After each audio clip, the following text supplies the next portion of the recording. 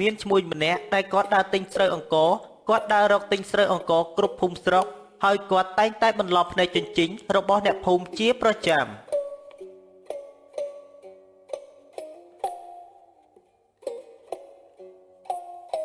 ស្រូវ1គីឡូត្រឹមតែ1000រៀលតែប៉ុណ្ណោះប៉ុន្តែយើងទិញនៅក្នុងតម្លៃ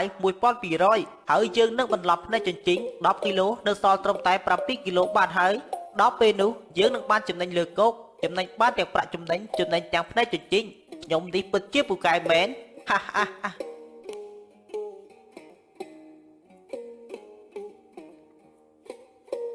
តើលោកជាអ្នកដើររកទិញស្រូវអង្ករមែនទេខ្ញុំមានស្រូវចង់លក់តើលោកទិញក្នុងតម្លៃប៉ុន្មានបើត្រូវថ្លៃខ្ញុំនឹងមានច្រើន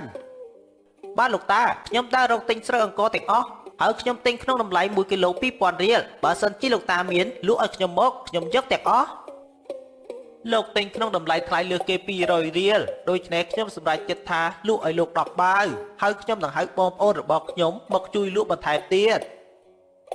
នេះតើពិតមែនទេលោកតាសូមលោកតាមកខ្ញុំទៅផ្ទះភ្លាមទៅខ្ញុំនឹងទៅថ្លឹងដាក់រទេះយកទាំងអស់បាទលោកអញ្ចឹងសូមលោកដើរមកតាមខ្ញុំមកខ្ញុំនឹងនាំលោកទៅនៅពេលនេះ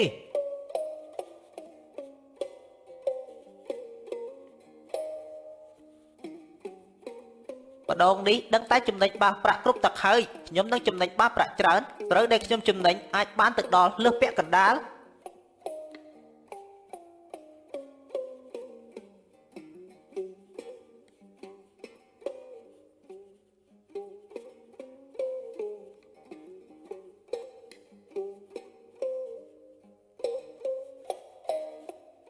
នេះលោកតាគឺជាប្រាក់ខ្ញុំបានគិតប្រាក់ចំណេញឲ្យលោកតារួចហើយថ្ងៃក្រោយបើសិនជាលោកតាមានស្រូវលក់សូមតាក់ទងមកខ្ញុំ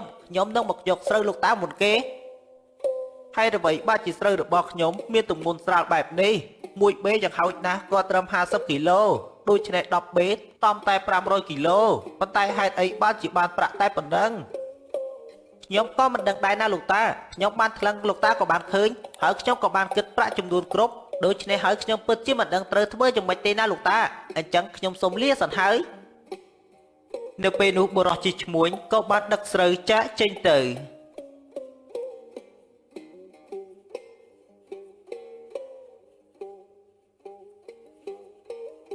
តើហេតុអ្វីបានជាត្រូវបានទម្ងន់ប៉ុណ្ណឹងចិញ្ចីរបស់ឈ្មួញប្រកាសជាមានអ្វីលាក់បាំងជាមិនខាននេះខ្ញុំគិតខុសហើយមែនទេដែលខ្ញុំលក់ស្រូវឲ្យឈ្មួញម្នាក់នេះ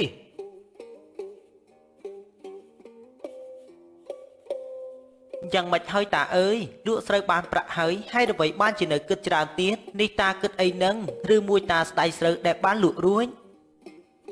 មែនហើយណាយាយនួនខ្ញុំកំពុងតែស្ដាយស្រូវដែលខ្ញុំបានលក់ក៏ព្រោះតែខ្ញុំបានលក់វាមិនស័ក្តិសមនឹងប្រាក់ដែលខ្ញុំបានកាលពីមុន10បេយ៉ាងហោចណាស់ក៏500គីឡូប៉ុន្តែពេលនេះ10បេបានត្រឹមតែ300គីឡូជាងទៅវិញតើខ្ញុំធ្វើមិននឹងដឹងឬមួយឈ្មោះនោះគេមានអ្វីនៅក្នុងចិញ្ចីងទើបបានជាបាត់គីឡូតាច្រើនបែបនេះថ្ងៃក្រោយមុននឹងលក់ស្រូវឲ្យឈ្មោះណាម្នាក់គួរតែមើលឲ្យច្បាស់សិនប្រយ័ត្នស្ដាយក្រោយដូចជាពេលនេះនេះគឺជាកំហុសរបស់ខ្ញុំមិនគួរណាលងនឹងជឿសម្ដីឈ្មោះឲ្យតម្លៃ1200រៀលសោះក៏ព្រោះតែខ្ញុំលោភលន់ប៉ុន្តែចាំថ្ងៃក្រោយនៅពេលដែលឈ្មោះមកទិញស្រូវទៀតខ្ញុំនឹងតវ៉ាជាមិនខានអញ្ចឹងសម្រាប់តាមនឹងទៅបើនៅស្ដាយក៏មិនបានអ្វីមកវិញចាំថ្ងៃក្រោយនៅពេលដែលឈ្មោះមកទិញស្រូវនៅទីនេះទៀតចាំតាពិនិត្យមើលចិញ្ចីងរបស់ឈ្មោះទៅ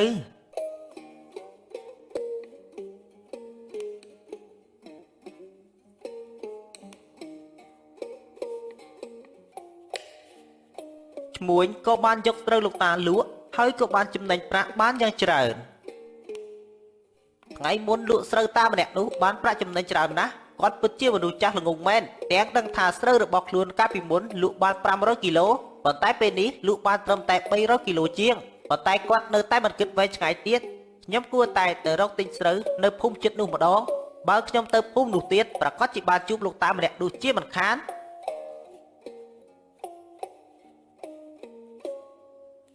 សួស្ដីលោកបងនេះតើលោកបងដើររកទិញស្រូវមែនទេលោកបងខ្ញុំមានស្រូវ50បេដែលជាស្រូវថ្មីទាំងអស់ហើយខ្ញុំក៏បានតាក់ទងមួយរួចហើយប៉ុន្តែគេមិនទាន់មកយកទៀតដូច្នេះទើបខ្ញុំមកហៅលោកបងទៅយកស្រូវរបស់ខ្ញុំតែម្ដងទៅ ខ្ញុំប្រកាសជាយកស្រូវលោកបងទាំងអស់សូមលោកបងនាំខ្ញុំទៅនៅពេលនេះទៅទោះបីមានច្រើនយ៉ាងណាខ្ញុំយកទាំងអស់អញ្ចឹងតើលោកបងនឹងឲ្យ1គីឡូប៉ុន្មានទៅលោកបងខ្ញុំនៅមិនទាន់បានសួរតម្លៃបើសិនជាតម្លៃមិនត្រូវខ្ញុំក៏មិនអាចលក់បានដែរខ្ញុំឲ្យ1គីឡូ1200វាគឺជាតម្លៃថ្លៃជាងគេហើយណាលោកបងតើលោកបងយល់ព្រមលក់ដែរទេបើសិនជាលោកបងយល់ព្រមលក់ខ្ញុំនឹងទៅយកនៅពេលនេះនិយាយថាមិនលក់បានយ៉ាងម៉េចទៅលោកបងខ្ញុំនឹងលក់ឲ្យលោកបងអញ្ចឹងលោកបងមកតាមខ្ញុំមកខ្ញុំនឹងនាំលោកបងទៅនៅពេលនេះ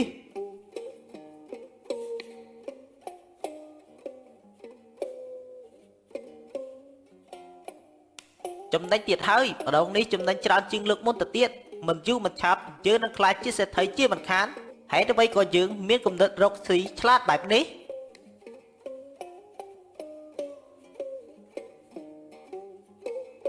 នៅពេលដែលទៅដល់ឃ្លាំងស្រូវបុរសដែលជាម្ចាស់ស្រូវក៏បានដឹងពីផែនការអាក្រក់របស់ឈ្មួញទិញជប់សិនលោកបងខ្ញុំសូមថ្លឹងជញ្ជីងរបស់ខ្ញុំបានទៅលោកបងព្រោះតែជញ្ជីងលោកបងមើលទៅដូចជារាងចាស់អញ្ចឹងខ្ញុំសូមថ្លឹងជញ្ជីងរបស់ខ្ញុំចុះ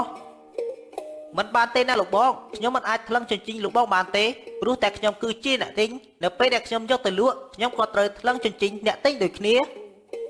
ប៉ុន្តែមិនដូចគ្នាទេណាលោកបងខ្ញុំគឺជាអ្នកលក់ហើយខ្ញុំក៏បានប្រមូលផលដោយខ្លួនឯងហើយផ្ទះរបស់ខ្ញុំក៏មានជញ្ជីងដើម្បីឲ្យលោកបងថ្លឹងដូច្នេះហើយលោកបងគួរតែថ្លឹងជញ្ជីងរបស់ខ្ញុំទៅ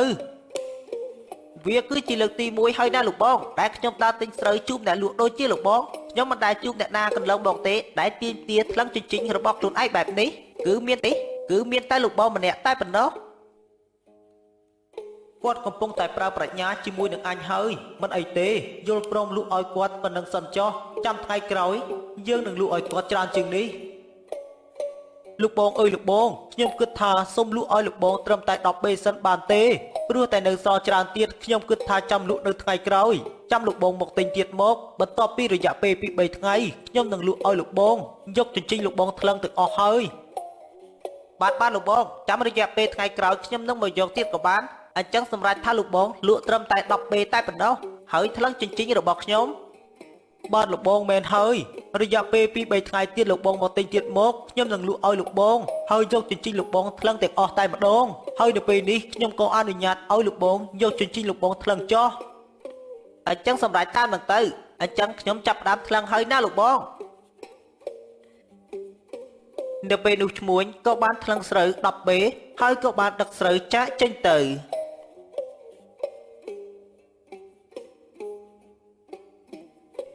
យើងមិនចាញ់ល្បិចឯងទេយើងដឹងពីល្បិចរបស់ឯងខ្ញុំត្រូវតែឲ្យកូនចៅទៅស្ទាក់ទិញស្រូវទាំងអស់នោះយកមកវិញដើម្បីឲ្យបានដឹងចំនួនស្រូវដែលគេកប់កេងភ្នែកជញ្ជីងខ្ញុំត្រូវតែបញ្ជាឲ្យកូនចៅទៅនៅពេលនេះហើយខ្ញុំនឹងទៅប្រាប់លោកមេភូមិដើម្បីឲ្យលោកមេភូមិព្រមមានអាគាត់នេះម្ដងកុំឲ្យថ្ងៃក្រោយដើរទិញស្រូវបែបនេះទៀត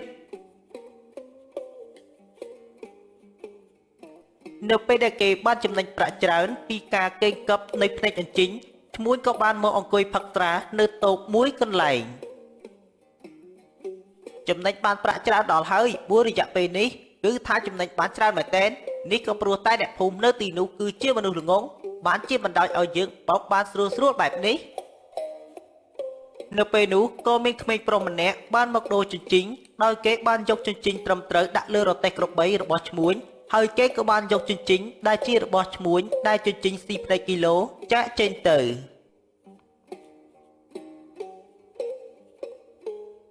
លុះពី3ថ្ងៃបានកន្លងផុតទៅឈ្មួញដែលបានទិញស្រូវពីផ្ទះនិចកកាលពីថ្ងៃមុនក៏បានទៅទិញស្រូវដោយកាលពីមុនទៀតដោយលើកនេះគេក៏បានទិញស្រូវរហូតដល់100បេស្រូវរបស់លោកពិតជាល្អមែនខ្ញុំបានទិញយកទៅលក់បន្តគេមានការសរសើរហើយនៅពេលនេះលោកក៏បានយកស្រូវមកបន្ថែមទៀតបាទលោកតកែអញ្ចឹងសូមលោកតកែថ្លឹងស្រូវទាំងអស់នេះភ្លាមទៅខ្ញុំនឹងបានទៅយកស្រូវមកបន្ថែមទៀតពិតជាប្រសើរខ្លាំងណាស់អញ្ចឹងកូនចៅឯងឆាប់លើកស្រូវទាំងអស់នេះថ្លឹងភ្លាមទៅដើម្បីលោកឈ្មួញទៅទិញស្រូវយកមកទៀតនៅពេលនោះកូនចៅលោកតកែក៏បានលើកថ្លូវស្រឹងដាក់លើជញ្ជីងដែលជញ្ជីងរបស់ថៅកែគឺជាជញ្ជីងដែលជារបស់ឈ្មួញដែលត្រូវកូនក្មេងបដូរកាលពីថ្ងៃមុនចំណែកជញ្ជីងលើរទេះក្របីគឺជាជញ្ជីងត្រឹមត្រូវដែលជារបស់លោកថៅកែទិញស្រូវលោកថៅកែហើយអ្វីបានជាខ្ញុំបាត់គីឡូច្រើនបែបនេះ ហេតុអ្វីបានជាជញ្ជីងលោកតកែស៊ីខ្លាំងបែបនេះមិនកើតទេណាលោកតកែលេខបែបនេះខ្ញុំខាតស្លាប់ហើយហើយអ្វីបានជាអ្នកនិយាយថាខាតផ្នែកជញ្ជីងរបស់អ្នកទៅទិញស្រូវអំពីអ្នកនៅតាមភូមិអ្នកតែងតែកឹបពេងផ្នែកជញ្ជីងចុះហើយអ្វីបានជាអ្នកភូមិទាំងអស់នោះគាត់មិនដែលតវ៉ាប៉ុន្តែវាមិនដូចគ្នាទេណាលោកតកែអ្នកភូមិទាំងអស់នោះធ្វើដោយខ្លួនឯងប្រើកម្លាំងដើម្បីបានស្រូវយកមកលក់ចំណែកខ្ញុំវិញត្រូវចាយប្រាក់ដើម្បីយកទៅទិញហើយបើសិនជាត្រូវខាតបែបនេះតើខ្ញុំគិតយ៉ាងម៉េចទៅខ្ញុំមិនដឹងនោះទេអ្នកបានទទួលប្រាក់ពីខ្ញុំគ្រប់ចំនួនរួចហើយដូច្នេះអ្នកមិនអាចប្រកែកនិងយកស្រូវទាំងអស់នេះទៅវិញបានទេខ្ញុំធ្វើបែបនេះក៏ព្រោះតែខ្ញុំចង់ដេញជើងអ្នកដែលជាមនុស្សអាក្រក់ខ្ញុំគឺជាថៅកែទិញស្រូវខ្ញុំមិនខ្វះប្រាក់ប៉ុន្តែខ្ញុំមិនចង់ឲ្យមនុស្សអាក្រក់មនុស្សខិលខូចដូចជាអ្នកនៅតែបន្តបោកប្រាស់ពលរដ្ឋស្លូតត្រង់អ្នកនៅចាំជញ្ជីងអ្នកបានទេនេះគឺជាជញ្ជីងរបស់អ្នកហើយខ្ញុំក៏បានប្រើល្បិចឲ្យកូនក្មេងលួចដូរជញ្ជីងដើម្បីយកវាទៅសម្លាប់អ្នកវិញនៅពេលនេះដូច្នេះបើសិនជាអ្នកមិនចង់ឲ្យខ្ញុំធ្វើបាបអ្នកនៅថ្ងៃក្រោយអ្នកគួរតែថ្លឹងជញ្ជីងឲ្យបានត្រឹមត្រូវនេះគឺជាមេរៀនដែលខ្ញុំចងចាំមួយជីវិតខ្ញុំយល់ហើយនៅការបាត់បង់របស់ដែលជាកម្លាំងញើសឈាមរបស់ខ្លួនឯងអ្នកភូមិទាំងអស់គ្នាប្រកាសជាត្រូវសោកស្ដាយដោយខ្ញុំទៅពេលនេះដែលកន្លងមកខ្ញុំតែងតែបោកប្រាស់ផ្នែកជញ្ជីងរបស់ពួកគាត់នៅពេលនេះលោកបងដឹងមេរៀនដែលខ្ញុំបានផ្ដល់ឲ្យលោកបងហើយតាមពិតប្រាក់ដែលលោកបងបានទទួលទាំងអស់នោះគឺជាប្រាក់របស់ខ្ញុំហើយស្រូវដែលលោកបងបានទិញពីខ្ញុំនៅពេលនេះខ្ញុំក៏បានទិញយកមកវិញខ្ញុំក៏បានយកជញ្ជីងដែលលោកបងធ្លាប់ទិញខ្ញុំកន្លងមកយកមកទិញលោកបងវិញប៉ុណ្ណឹងវាស័ក្តិសមហើយសម្រាប់មេរៀនមួយនេះចាប់តាំងពីថ្ងៃនេះមកពូឈ្មួញក៏បានដឹងពីកំហុសរបស់ខ្លួនហើយគាត់ក៏បានកែប្រែខ្លួនមិនរកស៊ីបន្លំភ្នែកជញ្ជីងដោយការពីមុនទៀត